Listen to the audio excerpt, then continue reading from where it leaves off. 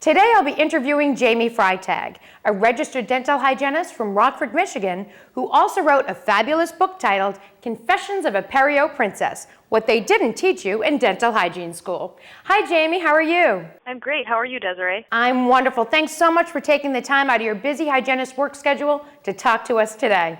Oh, it is my pleasure. I'm so excited to be part of your show. Great! Now, most everybody knows that dental hygienists are passionate about what they do, but you took it so far as to actually write a book about the topic. What was your motivation for writing Confessions of a Paro Princess? Well, I took my coworker Jessica, who was a new dental hygiene grad, out to lunch one day, and she picked my brain for the entire hour, and at the end of it, it felt like I had told her nothing.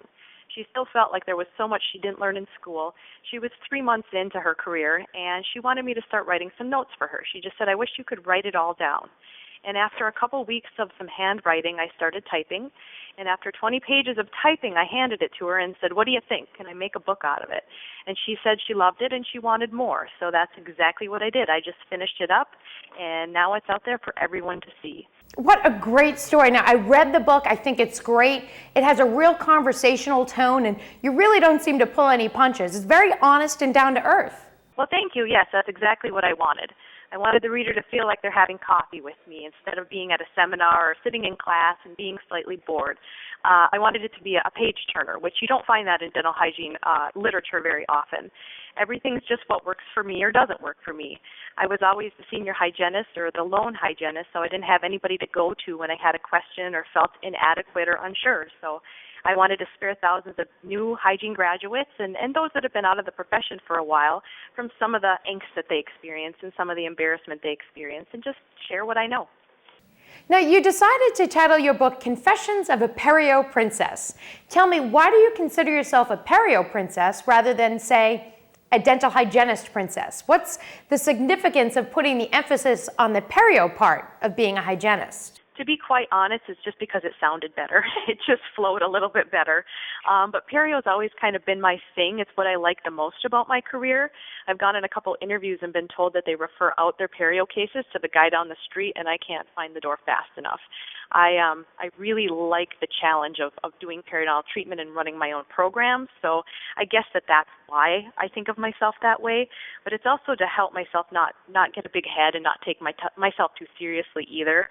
I think that, hygienists can sometimes have the title of prima donna in the office, and I certainly fell into that in the very beginning. We're paid the most, and it's very easy to think that we are somehow above some of the other people in the office, but it's so not the case. Really, for an office to be effective, you have to have that team mentality, and every single person deserves the same amount of respect because they should be valued for their role. So that's why.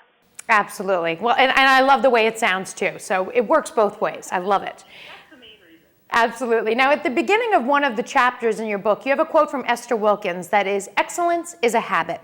Can you tell me what that means to you, and would you consider Esther to be one of your mentors? I would consider her to be one of my mentors. I remember back in those first days of hygiene school, flipping through her enormous pink book. I felt it and smelled it and looked at it for a long time during class. I was 19 years old and thought, wow, how many years would I have to practice to gain enough knowledge to write my own book? And because excellence is a subjective term, that means whatever I do best. And so I knew I wouldn't be able to write a clinical-based, evidence-based, formal textbook because that's not my personality. So I wrote something that fits my personality better. And I just want to hand it over to everyone and say, here you go, here's all my knowledge. Take it or leave it. I hope you learn something from it. I wanted to just get it out there, and I hope everyone that reads it finds something positive to take away with it. And I think everyone will get something different out of it because hygienists are such unique individuals. Now, how great is that somebody might be taking your book and holding it and kissing it just like you did with Esther's? I love that. I hope so. That is also one of my goals. This is a self-published book. It is very easy with the social networking and the online media that we have available to us right now to self-publish. And so if I've inspired 10 other hygienists to do the same thing, I can hardly wait to read their versions. And that really was one of my other goals, to inspire others to share their stories as well. Yeah, speaking of inspiration, in the book you say you're also a life coach. So what's your definition of life coach? And In some ways, do you think that being a hygienist is sort of similar to being a life coach? Absolutely. We life coach our patients every day. It's more in the oral health arena, but we're still life coaching them. And life coaching is, some people think of it as helping someone to achieve a goal, but a life coach is actually giving someone the tools to achieve that goal themselves. So when you help a patient set goals to floss daily, they can also transfer those goals in other areas of their life. So I think that we all life coach. I've always tried to take it a step further when I'm working and try to connect with my patients on a deeper level, which is why I get that title life coach. My friends just started calling me that years ago. I don't have any training as a life coach. I don't have a business as a life coach, but through word of mouth, I have had some clients. And I just like to use what God gave me, and I try every day to get deeper meaning and purpose out of whatever gifts I have. So that's what I hope to inspire other people to do as well by reading the book. Awesome. And that sort of leads me to my next question, without giving away all the information in the book. In one chapter, you talk about making the most of your day by looking around for things you know how to do and doing them. In other words, going outside the traditional roles of what a dental hygienist is expected to do. Why is this important considering the dental team dynamic that exists in most offices, and how do you do those things without stepping on anyone else's toes? Honestly, I have never been told no when I've asked if someone has needed help. I think that if you have an hour cancellation in your schedule, you can turn that hour into a very productive time for the entire office. There is always someone that needs help. Typically, an office has one role that's being underutilized or that is in need. And so for a while we had one receptionist at my office, and I kind of became the second receptionist.